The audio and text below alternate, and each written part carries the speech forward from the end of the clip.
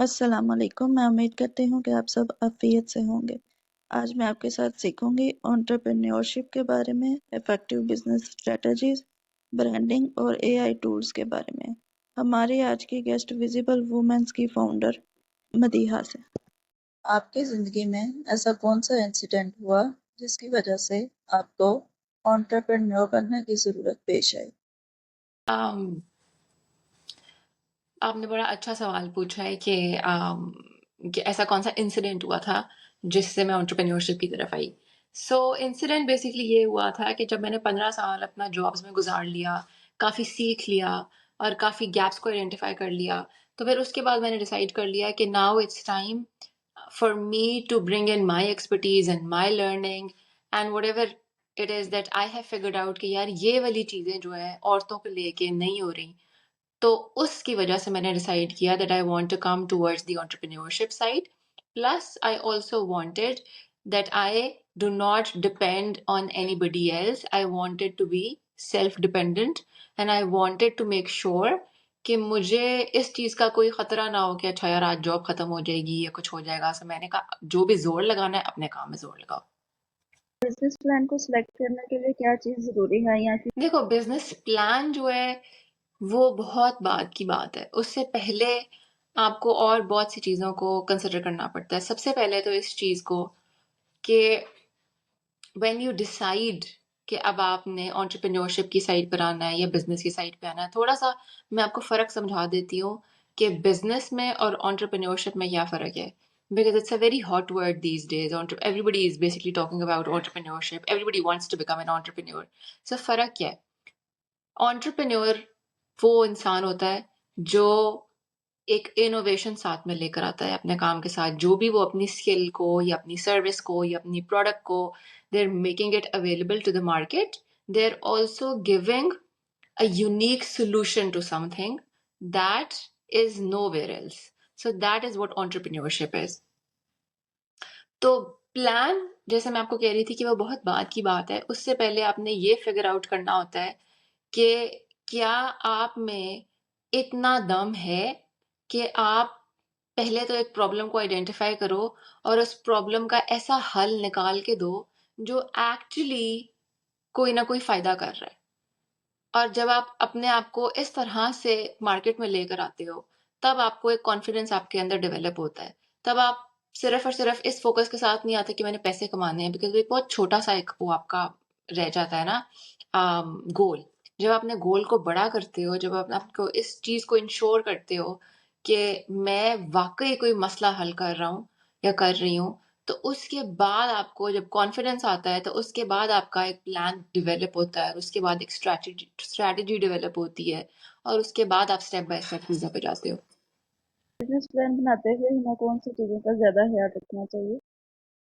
Business plan बनाते, फिर से आपने वही वाला सवाल पूछा। बिजनेस प्लान बनाते हुए हमें एक चीज़ का ख्याल करना चाहिए, वो ये है, बहुत ही बेसिक चीज़ है। और क्योंकि मेरा वुमेन एंटरप्रेन्योर्स के साथ काफ़ी उठना बैठना और काफ़ी उनसे बातचीत रहती है, तो एक चीज़ है जो वो ज़्यादातर इस चीज़ को इग्नोर कर रही होती है, कंसिडर नहीं कर रही होती।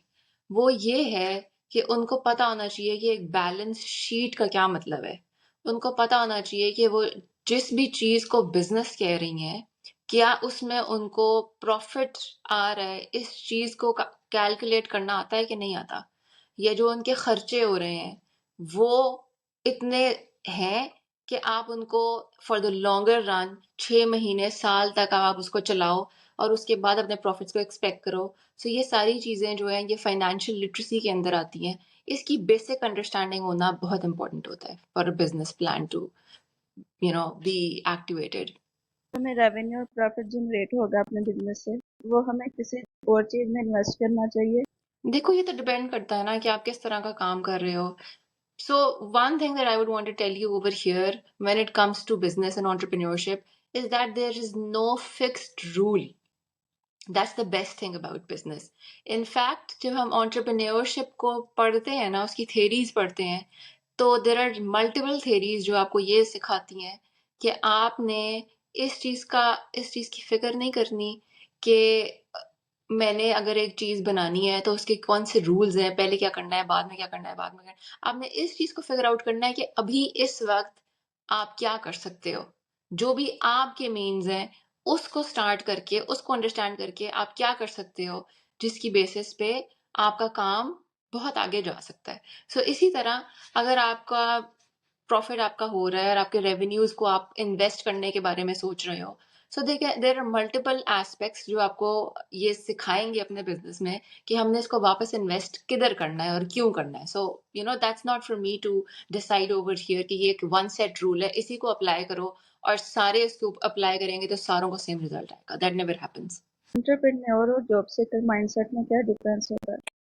So the biggest difference between somebody who has an entrepreneurial mindset and somebody who has a 9 to 5 mindset is that an entrepreneur is always a risk taker. Always. Because again, one of the things that are taught in entrepreneurship is that आपने कभी भी 100% चीजें ठीक हो जाएं फिर मैं action लूंगी, इसका वेट नहीं करना। आपने 70% चीजें चल रही हैं, 30% अभी आपको नहीं पता कैसे होगा, क्या होगा, आप एक्शन ले लो। और बहुत से लोगों के पास ये जिगरा नहीं होता, बहुत से लोगों के पास ऐसे मीन्स नहीं होते, बहुत से लोग इस तरह के रिस्क टेकर्स नहीं होते। They want to make sure first कि हर चीज अलाइंड है, हर चीज सेट है, तो वो एक नेक्स्ट स्टेप लेते हैं। So I feel that risk taking is the biggest factor that differentiates between the two. हमारे रिस्क सेकर बिजनेस से सोसाइटी पर क्या इफेक्ट हो? देखो, सोसाइटी बाद में आती है। आई थिंक एक एंटरप्रेन्योर ने अगर किसी बंदे ने बिजनेस स्टार्ट करना है छोटे लेवल पे या बड़े लेवल पे, and since I am going to speak for women क्योंकि मेरा ज्यादातर काम औरतों के साथ होता है, तो आपने सोसाइटी की फिक्र नहीं करनी। आपने सबसे पहले अपने आप को कंसिडर करना है। सबसे पहली चीज जिसको आपने सोचना है वो ये है कि मेरी नेचर क्या है, मैं कौन हूँ, मैं क्या कर सकती हूँ, मैं क्या नहीं कर सकती। ये 3-4 सवाल जब आप इनका जवाब देते हो, फिर आपको समझ में आती है कि क्या जो काम मैं करना चाह रही हूँ वो मुझे करना चाहिए या वो मैं कर सकूंगी, या अगर मैं करना चाह रही हूँ तो मुझे उसको करने के लिए किन 3-4 चीजों को जहन में रखना है। उसके बाद आप you think about the society and how you are impacting other people, because it's something that you are doing 24/7। आपका काम 9 to 5 की तरह एक टाइम पे शुरू होके एक टाइम पे खत्म नहीं होता, वो चलता रहता है। रात को जब आप सोते हो तो भी आपके दिमाग में बातें चल रही होती हैं, सुबह उठते हो तो भी आइडियाज आ रहे होते हैं। सो मैं अगर कोई ऐसी प्रोडक्ट लेके उस पर काम शुरू कर दूं जिसमें मेरा इंटरेस्ट नहीं है, या इस तरह के लोगों के साथ काम शुरू कर दूं जिनके साथ इंटरेक्ट करते हुए मुझे उस तरह से मेरी फॉर एग्जाम्पल मेरी मेंटल स्टिमुलेशन नहीं हो रही, तो मैं काम शुरू कर दूंगी, पैसे भी लगा दूंगी, सब कुछ कर लूंगी, शायद काम चल भी पड़े, लेकिन उसको लॉन्गर रन में सस्टेनेबल नहीं रख सकूंगी। क्यों? क्योंकि मेरी नेचर के अगेंस्ट है। मुझे उस काम से ही नफरत होना शुरू हो जाएगी। 2 दिन तो मैं शौक से कर लूंगी, तीसरे दिन, चौथे दिन, पांचवें दिन मुझे मुश्किल होना शुरू हो जाएगी और फिर मैं उसको अपना 110% नहीं दे पाऊंगी। So that's the number one thing that comes before you think about anything else. आपके अकॉर्डिंग जो अनएम्प्लॉयमेंट है उसे एंटरप्रेन्योर्स कम कर सकते हैं? बिल्कुल कर सकते हैं, बिल्कुल कर सकते हैं। दूसरी चीज़ ये है कि all over the world currently entrepreneurship first of all is something that is, you know, everybody's going for that and it's the best time to think about it. And in the same way, job market is so saturated and so many people are being laid off, um, कि हालात बहुत ख़राब है। So अगर कोई entrepreneurship की तरफ जाना चाहता है, right now would be the best time in every way. Current situation के अकॉर्डिंग ऐसे 2 या 3 मार्केट गैप्स बताएं जो फीमेल जो है ओवरकम कर सकती हैं। मैंने नोटिस किया है कि ना औरतें और मर्द दोनों बहुत ज्यादा इस चीज़ पे फोकस्ड हैं कि हम किस तरह से और स्किल्स सीख लें, हम और चीज़ों पे हर और कोर्सेज कर लें, और ज़्यादा हम इस तरह का कोई कुछ कर लें जो हमें शायद प्रिपेयर कर दे फॉर एंटरप्रेन्योरशिप, जो कि मेरे नज़दीक एक बहुत बड़ी गलती है। आप अपना टाइम ज़ाया करते रहो, कोर्सेज करते रहो, चीज़ें करते रहो। आप जब तक you will never learn to swim unless you start swimming. ठीक है, आप उससे पहले स्विमिंग की जितनी मर्जी क्लासेस ले लो, जब तक आप पानी में नहीं उतरोगे आपको नहीं समझ आएगी कि मैंने क्या करना है और कैसे करना है. So my suggestion to everybody who is thinking कि मुझे क्या करना चाहिए गैप्स को फिल करने के लिए, आप अभी फोन उठाओ और कॉल मिलाओ और बात करो. और चाहे वो आपका कोई फ्रेंड है या चाहे कोई आपका जानने वाला है, उसको अपना जो भी प्रोडक्ट है, जो भी चीज़ है, सर्विस है, उसको बेचना शुरू करो. वहां से अंडरस्टैंड करो. रोज की 10 फोन कॉल्स ही मिलाओगे, आपको वहीं से समझ आ जाएगी कि मैंने क्या करना है, किस तरह से अपनी इस पिच को इम्प्रूव करना है, मेरे प्रोडक्ट में क्या प्रॉब्लम है, मैं कैसे इसको बेहतर कर सकता हूँ या कर सकती हूँ. सो it's not about learning more and trying to understand more gaps. It's about doing and learning and then failing and then learning again and then moving. That's what entrepreneurship is all about. According to you digital और physical startups में से ज़्यादा जल्दी successful कौन सा business होगा? That completely depends upon the person. जो बंदा है या बंदी है जो अपने काम को लेके चल रही है, डिजिटल या physical, they're just a way to connect with people. So it depends upon you. आप कौन से मीडियम से ज्यादा अच्छी तरह लोगों के साथ कनेक्ट कर सकते हो. आई वुड पर्सनली सजेस्ट कि आप दोनों को यूज करो. Why would you want restrict yourself to one? आप अपने डेज को इस तरह से प्लान करो कि part of the day you're trying to reach out to people physically and part of the day you're trying to do the same online. फायदा थोड़ा सा ऑनलाइन का ये है कि आप कम टाइम में ज्यादा लोगों तक अपनी बात पहुंचा सकते हो. So there is that edge, लेकिन दैट डज नॉट मीन कि आप किसी एक को दूसरे पे फोकियत दो. रियल कस्टमर होते हैं, उनको हम आइडेंटिफाई कैसे कर सकते हैं? Basically, everybody is your customer. You always have to believe that every single person is your customer. Real or unreal कोई भी नहीं होता. The way you talk to them, the way you position your product in front of them is going to determine whether you convert that person into a real customer or not. हाँ, बहुत से लोग होते हैं जो चीज़ों में interest उस तरह से नहीं ले रहे होते और वो आपकी बात, आप कुछ भी कह लो, वो नहीं खरीदेंगे. सो वो आपको शुरू में ही पता चल जाता है. But again, it all depends upon the person who is trying to sell product to the other person. आपके ख्याल में हमें टारगेट ऑडियंस के लिए नहीं बल्कि अपना प्रोडक्ट हर एक को देना चाहिए? देखो, जब आपने, let's come back to what I am trying to sell over here. ठीक है, फॉर एग्जांपल मेरे पास एक प्रोडक्ट है जिसको मैंने बेचना है. ठीक है, सबसे पहले जो कुछ करने के काम है मेरे एंड, अपने एंड पे, वो ये है कि मैंने ये फिगर आउट करना है कि ये प्रोडक्ट किसके लिए है, क्यों है, इससे क्या फायदा हो रहा है, इससे क्या चीज है जो मैं बेहतर कर रही हूँ, या ये किस चीज की वजह से मैंने ये प्रोडक्ट बनाई है. ठीक है, सो इस सारे को कहते हैं आपकी नैरेटिव बिल्डिंग. इस सारे को आप कहते हो आपकी स्ट्रेटेजिक पोजिशनिंग. पोजिशनिंग बेसिकली क्या होती है कि आपने जो भी प्रोडक्ट बनाई है उस प्रोडक्ट के बारे में आपका जो कस्टमर है वो क्या सोचता है. ठीक है, तो कस्टमर क्या सोचता है उससे पहले मैंने वापस आना है इस चीज के ऊपर कि मैं किस तरह से अपनी प्रोडक्ट को पोजीशन करूं ताकि कस्टमर के को समझ आ जाए कि this is what I am trying to do with this product. Otherwise मेरी बहुत अच्छी भी प्रोडक्ट होगी, वो फेल हो जाएगी, वो नहीं सेल करेगी, बिकॉज अगले को समझ ही नहीं आ रही कि इस प्रोडक्ट से मेरा क्या फायदा हो रहा है. सो जब आप इन चीज़ों को अपने एंड पे समझ लेते हो और इन चीज़ों पे काम कर लेते हो, जब आप अगले बायर साइकोलॉजी समझ लेते हो और उसके अकॉर्डिंगली अपनी लैंग्वेज को शेप करते हो, तो उसके बाद बहुत ज़्यादा डिफरेंस आ जाता है. इसमें स्टोरी टेलिंग कितनी ज़्यादा एसेंशियल है? I would say currently it's the most important thing, especially for somebody who's just starting out.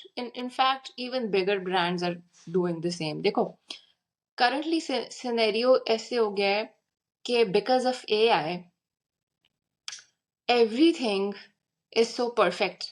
आपकी AI मॉडल्स जनरेट हो जाती हैं जो प्रोडक्ट्स पहन के वो आपको दिखा देती हैं. ठीक है, सो वहां पे भी आपको कोई प्रॉब्लम नहीं रहा. आपको बहुत परफेक्टली क्यूरेटेड मार्केटिंग स्ट्रेटजीज भी मिल जाती हैं. तो जब इतना परफेक्टली क्यूरेटेड एक फेक किस्म की आप चीज दिखाते हो ना बायर को, तो बायर उसके साथ कनेक्ट नहीं कर पाता। जब आप स्टोरी टेलिंग को यूज करते हो तो बायर जो है वो इमोशन से खरीदता है फिर उस चीज को, और वो बहुत ज्यादा फायदा हो जाता है, because buyer is never interested in the product, buyer is only interested in what the product is going to do for the buyer. जब उस एस्पेक्ट में आप स्टोरी टेलिंग को इस्तेमाल करते हो तो आप फौरन से कनेक्ट करते हो, उसमें आपका बहुत ज्यादा टाइम, आपका बहुत ज्यादा पैसा बच जाता है, और आपका एक ट्रू जेन्युइन कनेक्शन डेवलप होता है, जिससे क्या होता है कि एक लॉन्ग टर्म आप कनेक्शन में चले जाते हो। वो बायर फिर आपके पास आएगा, वो बायर आपके साथ लॉयल हो जाएगा, वो एक दफा चीज खरीद के गायब नहीं हो जाएगा। So story telling is the most important thing that most founders are using these days to get their brand hyped up right away. Marketing और ब्रांडिंग में एआई टूल्स किस तरह हेल्पफुल साबित हो सकते हैं हमारे लिए? मार्केटिंग और ब्रांडिंग में, सो ब्रांडिंग जब आप बात करते हो, फॉर एग्जांपल लोगोज हो गए आपके, और आपकी जो आपकी कलर स्कीम है वो सारा कुछ हो गया। फिर उसके बाद आप उसकी जब उसको आप स्ट्रेटेजाइज करते हो, उसके बाद आप मार्केटिंग कैंपेन्स बनाते हो, तो उस सब में AI can be extremely helpful in making all of that efficient for you.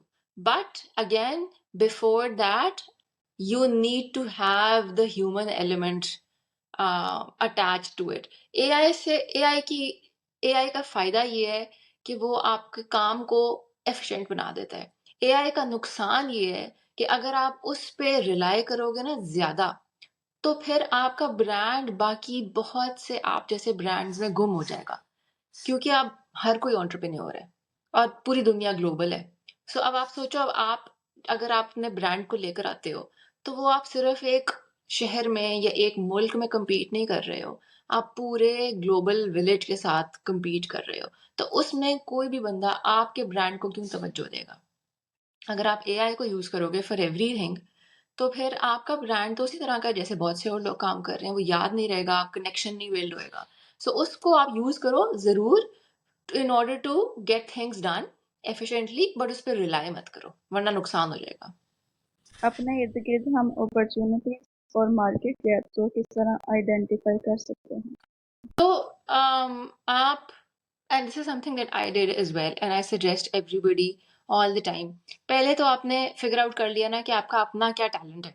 ठीक है, कुछ लोग बोलने में अच्छे होते हैं, कुछ लोग काम करवाने में अच्छे होते हैं, कुछ लोग क्रिएटिविटी में अच्छे होते हैं। तो पहले आपने अपने आप को असेस करना है कि मेरा किधर कैसा एक स्किल है, वो आपने आइडेंटिफाई कर लिया।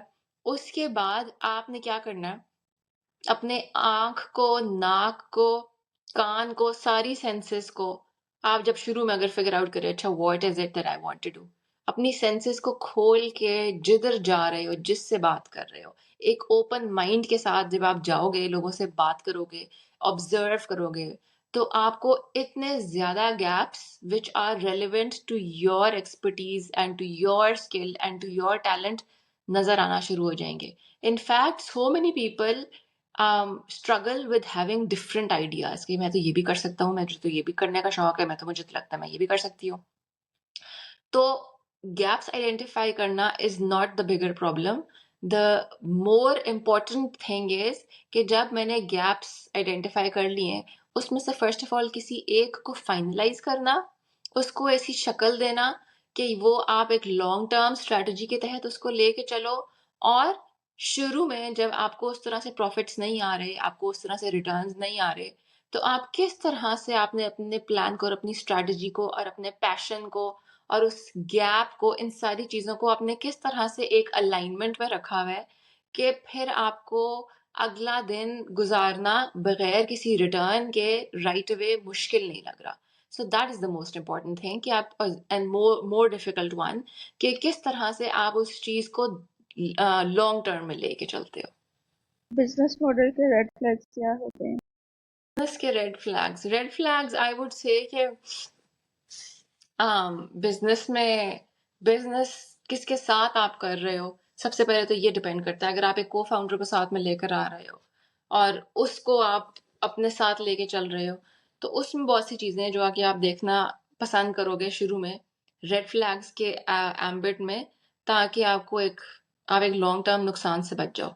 उसके अलावा जब बिजनेस इटसेल्फ की बात करते हैं, तो जब आप मार्केट को स्टडी करते हो, उसमें आपने कुछ चीज़ों का ख्याल करना होता है जो कि आपको गलतियां करने से, नुकसान करने से बचा लेती हैं। सबसे पहली चीज़ ये है कि अगर आप ये अंडरस्टैंड करो कि किस तरह से करंटली कौन से ट्रेंड्स हैं, कौन सी चीज़ें हैं जिनके ऊपर लोग ज़्यादा फोकस्ड हैं, ठीक है? उसमें अगर आप एक कोई गैप ढूंढोगे तो उसका आपको ज़्यादा फायदा होगा, बजाय इसके कि आप कोई इस तरह की चीज़ लेकर आ जाओ जिसका आपको लगता है कि गैप तो है, लेकिन लोग अभी उस तरफ इतने कन्विंस्ड ही नहीं है, उनको समझ ही नहीं है उस चीज़ के बारे में, या वो उस चीज़ में इंटरेस्टेड नहीं है। So many things can happen.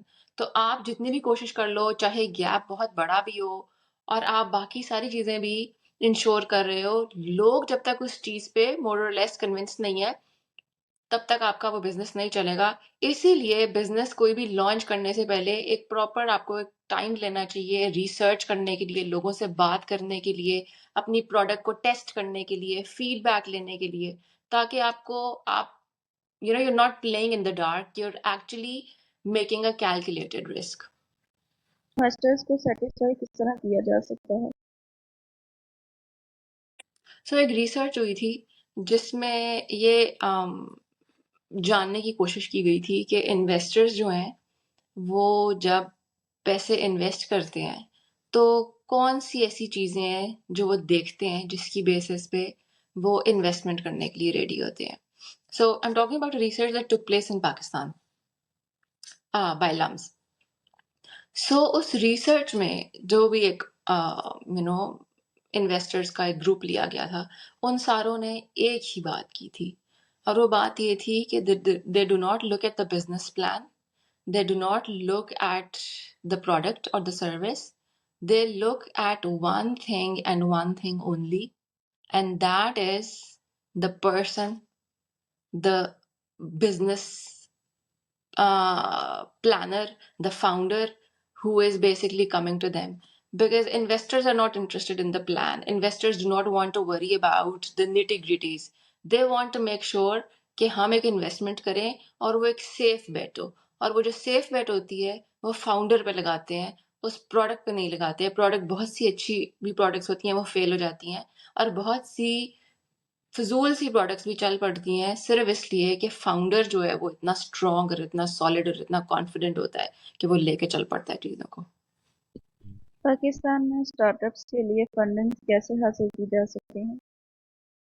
So there are a lot of incubators that are basically helping, you know, startups to not only उनको सिर्फ और सिर्फ इन्वेस्टमेंट में नहीं, बल्कि उनको वो they really hand hold them right from the ideation stage up to the stage where they're able to scale themselves. So in the recent times, a lot is being done for startups and especially women as well. Women को अलग से काफी ज्यादा मैंने notice किया है अब कि उनको बहुत ज्यादा केटर किया जा रहा है, उनको हेल्प आउट किया जा रहा है। वुमेन एंटरप्रेन्योर्स की कॉन्फ्रेंसेस हो रही हैं, एग्जीबिशंस हो रही हैं, उनकी इंक्यूबेशन में ट्रेनिंग्स हो रही हैं। So you can do a lot in the current times if you want to start your own little business. आपकी ऑब्जर्वेशन के अकॉर्डिंग सक्सेसफुल एंटरप्रेन्योर्स की ट्रेड्स कौन सी होती हैं? Very interesting question. So I guess somebody who is not scared of accepting कि वो fail हो गए हैं, एंड वो उस चीज से निकल के दोबारा ट्राई करने के लिए और सीखने के लिए रेडी है।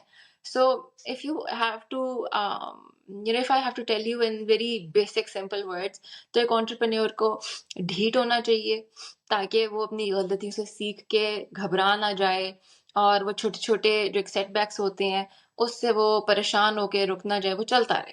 तो एक ढीठ होने का एक एलिमेंट होता है ना, वो जरूरी है। अनोइंग होने का एलिमेंट बहुत जरूरी है। आप अगर ये सोचोगे कि यार मैं ज़्यादा अपने काम के बारे में बात तो नहीं कर रही, अगला तंग तो नहीं हो रहा, you need to be a little annoying, you need to be a little pushy, and only then can you sort of make sure कि आपका काम चले। लोगों को चीज़ें उस तरह से याद नहीं रहती हैं, लोग उस तरह से चीज़ों को समझ भी नहीं रहे हैं, परवाह भी नहीं कर रहे। आप ही ने सारा धक्का लगाना है इन एवरी विच वे, और आपने अपनी चीज़ के ऊपर इतना यकीन रखना है कि आपको पक्का इस चीज़ पे भरोसा हो कि अगर सारी दुनिया भी आपके अगेंस्ट है या आपकी प्रोडक्ट में इंटरेस्ट नहीं ले रही, आपने उस चीज़ को लेके चलते रहना है। अगर आपके अंदर इस चीज़ का मादा है और सीखने का मादा है, बिकॉज़ एक एंटरप्रेन्योरशिप जो है उसके अंदर जितनी इंसान को लर्निंग करनी पड़ती है, आई डोंट थिंक किसी भी और शोबे में या किसी भी और आप कोई भी काम कर रहे हो तो उसमें करनी पड़े, इसमें बहुत ज़्यादा है। सो अगर आपको इन 3-4 चीज़ों का शौक है या आप में इनका जिगरा है, तो I think you're the best person to be an entrepreneur. कौन से कॉमन मिस्टेक्स हैं जो हर एंटरप्रेन्योर आदमी करता है? Hmm.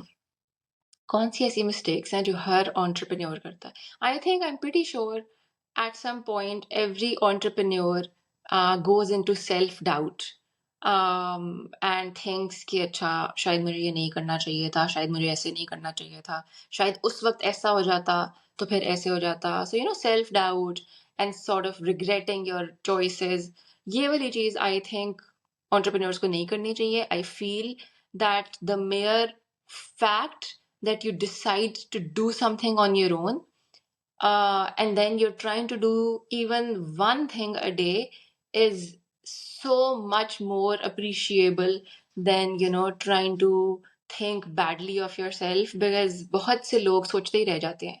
So अगर आपने सोच से एक आइडिया जो आपके दिमाग में एक ड्रीम थी, उसको आपने अगर इतनी भी रियलिटी बना दी है ना कि आप किसी से उसके बारे में बात करना शुरू हो गए हो, और आपको इस you're playing with the idea that right now it's not just a dream in my head, it's something that is coming to life. So imagine आपने एक थॉट को जिंदगी पहना दी, एक जिंदगी दे दी है। So if you are able to do that and every day आप कुछ ना कुछ छोटा या बड़ा उसको लेके कर रहे हो, तो वो बहुत ज्यादा काबिल तारीफ है, बजाय से कि आप अपने किसी भी एक्शन को नेगेटिवली देखो। क्योंकि आप 50 लोगों से बात करोगे तो कोई 2 क्लाइंट्स बनेंगे, आप कोई 10 गलतियां करोगे तो कोई एक चीज शायद उसमें से ठीक हो जाएगी, और वो एक क्लाइंट ही है या वो एक ही कोई चीज है which is going to be so useful कि वो आपकी सारी पिछली गलतियां जो आप जिसको कह रहे हो वो उसको it's going to take care of that. और एंटरप्रेन्योर को ये समझ नहीं आती कि हर गलती इज एक्चुअली लर्निंग। वही वाली चीज मैंने आपको जो पहले कही थी, if somebody has this attitude of learning from their mistakes, then every failure is actually a lesson for them। और आप अगर उसको गलतियों में नहीं लोगे और लेसन के एलिमेंट में लोगे तो आप बहुत आगे जाओगे। According to you, manifestation is helpful for entrepreneurs. यार देखो, इससे पहले तो मेरे ख्याल में हमें मैनिफेस्टेशन के ऊपर बात करनी चाहिए, because there are like so many concepts about manifestation. Very common one is that you start thinking about something every day and then it becomes a reality, or neuroscience कहती है कि that's not how it works। You're actually first of all supposed to you know manifest something, and then उसके बाद identify the gap कि मैं अगर यहाँ पर हूँ अभी और मैं ये manifest कर रही हूँ, तो obviously there is a gap in between. तो उस गैप को फिगर आउट करना और उस पर स्टेप बाय स्टेप काम करना, वो सारी चीज बहुत से लोग उस चीज को नहीं उस तरह से देखते हैं। वो बस ये समझते हैं कि एफर्मेशंस कर ली, रोज कुछ सोच लिया तो वो हो जाएगा। तो जब तक हमारा कॉन्सेप्ट उसके बारे में ठीक नहीं होगा, there is no point in manifesting anything. In fact I would say कि वो आपको बहुत नेगेटिवली भी अफेक्ट कर सकता है in terms of deep disappointment and then so forth other things, because then you start taking everything so negatively here, तो कुछ भी नहीं हो रहा। आप जब तक खुद कुछ प्रैक्टिकली नहीं करोगे कुछ भी चेंज नहीं होगा। सो we really need to understand the real meaning of manifestation and how it actually works। काफी वर्कशॉप्स भी ऑर्गेनाइज की हुई हैं, तो आपने कितने परसेंटेज औरतों को ऐसा देखा, खवातीन को, जिनके बिजनेस प्लान इतने बेहतरीन थे कि आप प्लीज सन रह गई? हम्म बहुत इंटरेस्टिंग बात बताऊं तो मैं सामिया द थिंग इज कि जब स्टार्ट में मैंने when I was basically talking to a lot of women entrepreneurs while I was finalizing my own um, program, the Visible Woman program. तो उस एस्पेक्ट में I got to talk to a lot of women entrepreneurs. और मैं क्योंकि मेरा काम है सारा विजिबिलिटी के ऊपर कि अगर औरतों ने काम करना है जिसके बदले में उनको पैसे मिले और वो पैसे मिले जो वो डिजर्व करती हैं, तो उसके लिए उनके काम की विजिबिलिटी बहुत ज़रूरी है. ठीक है, ये मेरी एक अंडरस्टैंडिंग थी, ये मेरी एक ऑब्जर्वेशन थी और इस चीज़ के ऊपर मैं सॉर्ट ऑफ लाइक रिसर्च कर रही थी. तो मैंने बहुत सी विमेन एंटरप्रेन्योर्स, विमेन सीईओ से बात की और मैंने उनसे पूछा कि वो कौन सा ऐसा रास्ता है जो आप कहेंगी कि जिसको इस तरह से स्टेप बाय स्टेप लेके चलना है ताकि कोई भी औरत जो है वो आज यहाँ पे अगर है तो वो यहाँ पहुंच जाए. So surprisingly I am talking about CEOs who are running their businesses right now and जिनको बंदा देख के कहता है कि अच्छा यार I want to be like them. Even they did not have much to say about anything. वो भी इसी तरह से ही बात कर रही थी कि मुझे तो कुछ ज़्यादा नहीं पता था, मेरी तो लक काम कर गई, मुझे तो मेरे हस्बैंड ने हेल्प आउट कर दिया, इस तरह के जवाब. ठीक है, सो विच first of all gave me the understanding that you do not have to know it all, you do not have to have the best business plan, you do not have to feel कि अच्छा मुझे ये चीज़ें जो है यार ये ठीक करनी है, ये चीज़ें मुझे आती नहीं है या उसका बिजनेस प्लान अच्छा है मेरा नहीं है.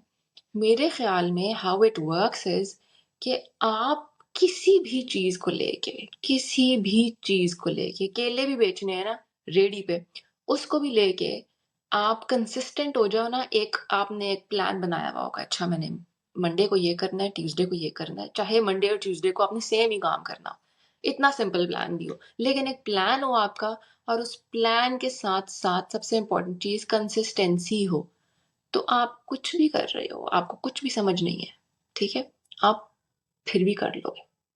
So the only best business plan there needs to be is that you keep on doing it and you keep on trying to figure out what needs to be done next in your current situation. That's, in my opinion, that's the best business plan. हमारे जो founders हैं उनमें ज़्यादा majority कौन सी खवातीन की है, like ज़्यादा आती है आपके पास? So there is a mix because मैं मेरे दो वर्टिकल्स है ना. एक ये है जो औरतें ऑर्गेनाइजेशन में काम कर रही हैं और वो वहाँ से प्रमोशंस और वो वहाँ से बेटर पेड जॉब्स पे जाना चाहती हैं, और कुछ औरतें वो हैं जो एंटरप्रेन्योर वाली साइड पे हैं और वो घर से कोई ना कोई काम कर रही हैं. So there is a mix of both of them. ज़्यादा मैंने शुरू में जब अपना काम शुरू किया था तो क्योंकि मैं खुद सारी ज़िंदगी जॉब में रही हूँ और मेरा ज़्यादा उठना बैठना जो है वो जॉब वाले लोगों के साथ ही था, तो मेरा ज़्यादा फोकस जॉब वाली ख़वातीन ही था और मेरा ज़्यादा इसी चीज़ पे था. इसीलिए मैंने शुरू में ऑर्गेनाइजेशंस के साथ पीटीसीएल, जैज़, यूफोन, इनके साथ मीटिंग्स वगैरह की हैं because I wanted to partner with an organization so that मैं उनकी ऑर्गेनाइजेशन के अंदर जाके उन औरतों को हेल्प आउट करूं जो ये फील करती हैं कि मेरा काम नज़र नहीं आ रहा, I am here for 15 years और मुझे प्रमोशन मिलनी चाहिए थी या मुझे मेरे काम को सराहना चाहिए था. तो मैंने उनके साथ काम करना शुरू किया था, लेकिन the response that I got a lot more was from women entrepreneurs. So इसलिए फिर उसके बाद slowly naturally मेरा focus जो है वो entrepreneurship वाली side पे चला गया because I felt कि organization में भी ना थोड़ा सा अभी औरतों के अंदर वो वाला element भी आ जाता है complacency का कि अच्छा यार end of the month पैसे मिल रहे हैं ना, so you know they don't want to do a lot. Whereas जो एक women entrepreneur है जो अपना business चलाने की कोशिश कर रही है, obviously every day उसका टाइम या उसके पैसे लीक कर रहे हैं, यू नो. सो अगर वो सीखेगी नहीं, अपने क्राफ्ट को इम्प्रूव नहीं करेगी, तो वो उसका उल्टा उसका नुकसान हो रहा है. सो women entrepreneurs are more interested to learn what is it that they need to do in order to get their work rolling. उसमें बहुत सी औरतें आजकल तो बहुत यंग लड़कियां जो है वो पढ़ाइयाँ कर रही हैं और साथ में their interested to do something of their own. बहुत सी औरतें हैं जो घर में बैठ के अपना जो भी वो कर सकती हैं वो इस हवाले से अपना बिजनेस चलाने की कोशिश कर रही हैं. So there is a mix of a lot of women and I am happy कि currently more women are into entrepreneurship and they want to try. बस जो एक चीज़ की मुझे कमी फील होती है वो ये है कि वो अभी भी अपने उस काम को खुद ही उस तरह से सीरियसली नहीं ले रही हैं जितना उनको लेना चाहिए। उनको वो उस तरह से सोच ही नहीं रही हैं कि this work can actually be the basic and major income bearing thing for me. वो उसको जरा साइड पे लेके चलती हैं। सो मेहनत फिर उस तरह से उतनी ज्यादा नहीं करती ना, क्योंकि उनको खुद ही वो अपना कॉन्फिडेंस नहीं होता उस चीज के अंदर। तो थोड़ा सा वो कंसिस्टेंसी को और ले आए, थोड़ा सा अपने फोकस को और इन्हांस कर लें, थोड़ा सा अपने काम को और ज्यादा सीरियसली लें, घर वाले उनके थोड़े ज्यादा सपोर्टिव हो जाएं, तो आई फील यही जो काम वो कर रही हैं अभी साइड हसल के तौर पे, इसको वो बहुत बेहतर तरीके से कर सकती हैं। जितने भी सीईओ आपके साथ इन टच हैं, उनमें से सबसे ज़्यादा बेस्ट आपको बिजनेस आइडिया या प्लान किसका लग रहा है, जो आपको लगता है कि ये बहुत ज़्यादा सक्सेसफुल है? सो मैं आपको थोड़ा समझा देती हूँ। मेरा इस तरह का काम नहीं है कि मैं किसी के बिजनेस के आइडिया को असेस करूँ या एनालाइज करूँ इन दैट सेंस कि ये बेस्ट है या ये नहीं है। वो इंक्यूबेटर में अगर आप हो तो वो उन लोगों का काम होता है आइडियाज को फिगर आउट करना। मेरा काम वहां पर आता है कि जब एक दफा somebody has decided to do something, ठीक है, based on a few things जो मैंने आपसे पहले डिस्कस की कि वो उनका क्या टैलेंट है, वो क्या कर सकती हैं, क्या चीज़ है जो उनके हालात उसको इजाज़त दे रहे हैं, वो सारी चीज़ उन्होंने फिगर आउट कर ली है और उसकी बेसिस पे उन्होंने फाइनल कर लिया है okay this is my business plan और this is something that I want to do. चाहे वो प्लान की हालत में ना भी हो, बट फॉर एग्जांपल ये जिस तरह एक दुपट्टा है, ठीक है, ये एक शॉल, तो मुझे लगता है कि यार ये चीज़ जो है ना इसको मैं बेचना चाहती हूँ, मेरे पास ये है, डिमांड में है और सारा कुछ। मैंने 1 बेच ली, 2 बेच ली, 3 बेच ली, 3 महीने, 4 महीने, 5 महीने मैंने अपना काम किया है और मुझे थोड़ी समझ आ गई कि अच्छा यार ये तो इसमें स्कोप है, इसको मैं चला सकती हूँ। अब यहाँ से आगे कैसे जाऊँ? तो उन औरतों को मैं हेल्प आउट करती हूँ जो ऑलरेडी अपना काम कर रही हैं, उसमें सीरियस हैं, उसको बढ़ाना चाहती हैं, अपने आप को बेहतरी की तरफ लेकर आना चाहती हैं कि अब मैं इस तरह से बात करूँ कि अगला फौरन से इंटरेस्ट ले कि ये कहाँ से लिया दुपट्टा, क्या है, और वो that kind of thing. So that is where I come in, where you already have a idea, you already have a product and you want to understand कि अब इसको मैंने मार्केट में कैसे पोजीशन करना है ताकि ये मार्केट की ऑब्वियस चॉइस बन जाए। तो बिजनेस शुरू करने वाली जो खवातीन हैं, उनके लिए कौन से टूल्स ज़्यादा अहम हैं? मैंने पहले भी आपसे ये बात की थी कि आप जो भी टूल्स को अगर आपने यूज करना सीख लिया है तो उसके बाद अब आप उस काम को लेके आगे चलो। आप सिर्फ सीखने सिखाने वाले उसमें ना रहो। बहुत सी औरतें हैं जो अभी करंटली जो हमारा इंक्यूबेशन सेंटर सेटअप हुआ है ना गवर्नमेंट का, तो वहाँ पे डिजिटल मीडिया कोर्सेज चल रहे हैं और 2-4 और भी कोर्सेज चल रहे हैं, फाइनेंशियल लिटरेसी और ये वो। सो वहाँ पे बहुत सी औरतें हैं जो अच्छा खासा उनका काम चल रहा है और वो आके दे फेल्ट लाइक कि अच्छा यार हमने डिजिटल मीडिया पे सीखना है और ये करना है वो करना है। तो उससे ना what I notice and it's my own personal opinion कि आप जब अपने आप को बॉग डाउन कर लेते हो ज्यादा उसमें कि मैंने अब ये सीखना है, मैंने इस अगला क्या स्किल है, ये से अगला क्या टूल है। जब आपको एक तो ये है ना कि आपके बेसिक आपका काम जो जैसे मैंने बताया एफिशिएंसी क्रिएट होने का, टूल्स का मकसद क्या होता है? To help you do your job. ठीक है, टूल्स का मकसद ये नहीं है कि आप टूल्स में ही इतने गुम हो जाओ कि फिर आप, क्योंकि there is no end to that knowledge ना। आप एक चीज सीखोगे फिर कोई और ऐप आ जाएगी, फिर कोई और चीज आ जाएगी, तो उसी में आप फंसे रहोगे तो फिर आपका काम कहाँ पे चलेगा? आपने ये एक you have to know where to draw your line. ठीक है, फॉर एग्जाम्पल जैसे मेरा काम जो है वो ज्यादातर पढ़ने लिखने का और इन चीजों का है। ठीक है, तो initially when I had to get a lot of stuff done, I would obviously rely on AI a lot, in that sense that I would ask it to create these documents for me और ये वो सारी चीज, और वो अभी भी करती हूँ। But having said that, when I kept on working with it, I realized that there's a lot of things that all of these tools are not even taking care of. They're not, वो tools हैं या वो intelligence, artificial intelligence है, वो आपका human element जो है जब बीच में से निकल रहा है और आप उन्हीं पे रिलाई कर रहे हो हर चीज के लिए, तो आप उल्टा नुकसान कर रहे हो अपना। आपने यहाँ पे पहले समझना है कि कौन सी चीज है कि जो आपके बिजनेस के लिए एब्सोल्युटली नेसेसरी है। बहुत सी औरतों को ये लगता है फॉर एग्जांपल कि अच्छा हमने कोई बिजनेस हमने खड़ा करना है या कर लिया है, अब हमने जी मेटा एड्स जो है वो चलाने हैं या सीखने हैं वो सारा कुछ, which is actually completely wrong. आपने अगर फिगर आउट कर लिया, डिसाइड कर लिया है कि something that you want to sell, और उसके बाद आप राइट अवे अगर आप उसकी मार्केटिंग में चले जाते हो, आपने अभी मार्केट टेस्ट नहीं की, आपने अपनी स्ट्रैटेजी टेस्ट नहीं की ऑर्गेनिकली, तो आप जितने मर्जी पैसे लगा लो कुछ भी नहीं होगा, उल्टा नुकसान होना शुरू हो जाएगा आपको।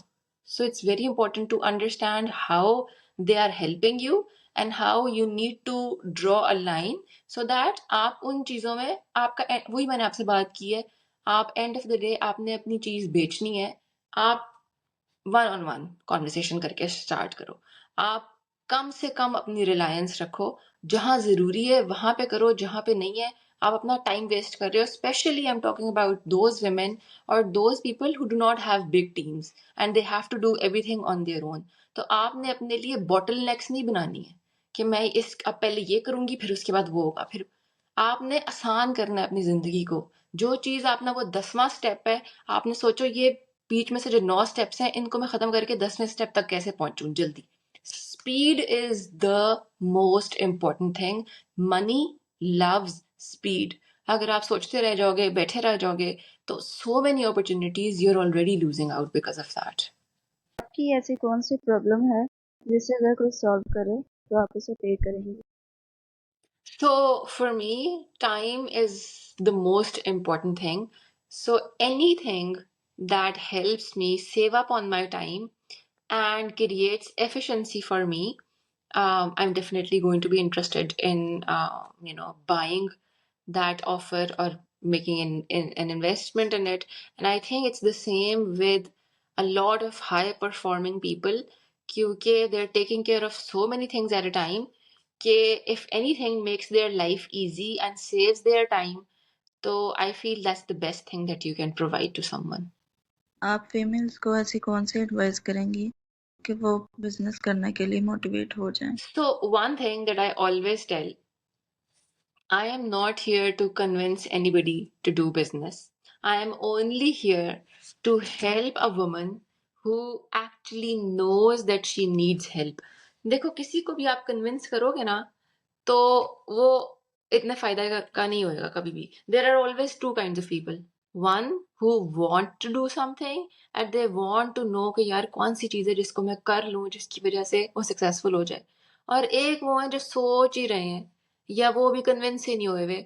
आई don't think if you are not convinced then you are not on that pathway right now. Whatever you are convinced at आप वो करो, आपके लिए उस वक्त वो फायदे का है। औरतों के बारे में सोचा जाता है that they don't know much better about themselves, जिस तरह से as if they need to be told कि ये करो ये करो। औरत सिर्फ एक काम करे, एक औरत के लिए मेरा सिर्फ एक मैसेज है, अपने दिल की आवाज को सुनो और अपने दिल की आवाज को सुन के उसको फॉलो करो, और उसको फॉलो करने के लिए अक्लमंदी के साथ tactful small steps लो। I am not talking about jumping to the moon, ऐसे नहीं होता। We do need to consider that हम जिस सोसाइटी में हैं उसमें men are more dominant, which basically affects so many things. From getting up in the morning till going back to sleep, आप जिस भी कैपेसिटी में हो, ऑब्वियसली आपके डिसीजंस पे मैटर करता है कि आपके इर्द गिर्द कौन से लोग हैं, किस किस्म का आपका सर्कल है, आपके पेरेंट्स, आपके हस्बैंड, आपके बच्चे। So there so much that a woman is taking care of at a moment. तो उसमें जब वो बहुत से लोगों का ख्याल कर रही होती है तो उसकी अपनी आवाज कहीं खो जाती है। तो एक औरत को अगेन मेरा यही मैसेज है कि अपनी आवाज को सुनो, क्योंकि वो कभी भी आपसे झूठ नहीं बोलेगी, और जो वो कह रही है वो करो। आप खुद ब खुद एंटरप्रेन्योरशिप अगर आपका रास्ता है तो आप खुद ब खुद उस पर पहुंच जाओगे। अगर वो नहीं है, आपका एक कोई और रास्ता है, तो आप उस पर पहुंच जाओगे। लेकिन एंटरप्रेन्योरशिप हर किसी के बस का काम भी नहीं होता। आप आज शुरू कर दो, कल को आप उस पर पैसे भी लगा दो, सारा कुछ कर दो और नुकसान करके बैठ जाओ, अपना भी दूसरों का भी। तो that's not something that I would advise. आपका मेरे साथ एक्सपीरियंस कैसा रहा और आप मुझे मज़ीद ग्रोथ के लिए क्या एडवाइस करना चाहेंगी? मेरा आपके साथ एक्सपीरियंस बहुत इंटरेस्टिंग रहा, in the sense that when I got to know what you're doing, where do you live, and how you're trying to create an impact, that was interesting because um, आपके जितने भी means हैं, वही वाली जो चीज़ है कि जो भी आपके मीन्स हैं, आप उसी में कोई ना कोई चेंज लाने की कोशिश कर रही हो, which is the trait of a smart person. जब आप ये सोचते हो कि वो होगा या वो होगा तो तब मैं चीज़ें करूँगी, तो वो बैठा रह जाता है। जो बंदा जो है वो क्विक इन एक्शन होता है और अभी से कुछ ना कुछ कर रहा होता है, वो अपनी लर्निंग क्रिएट कर रहा है, वो अपना राइट नाउ जो है वो बेटर कर रहा है। So in that sense you are माशाल्लाह doing really well.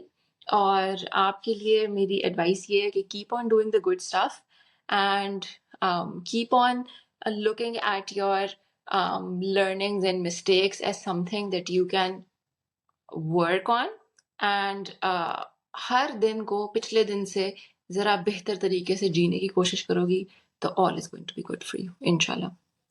Thanks for watching this podcast till and. जाने से पहले आप लोगों ने आज अगर एक चीज़ भी सीखी है तो उस पर अमल करें, 1 पेज प्लान लिखें और हेल्प के लिए हमारे ईमेल एड्रेस पर अप्रोच करें।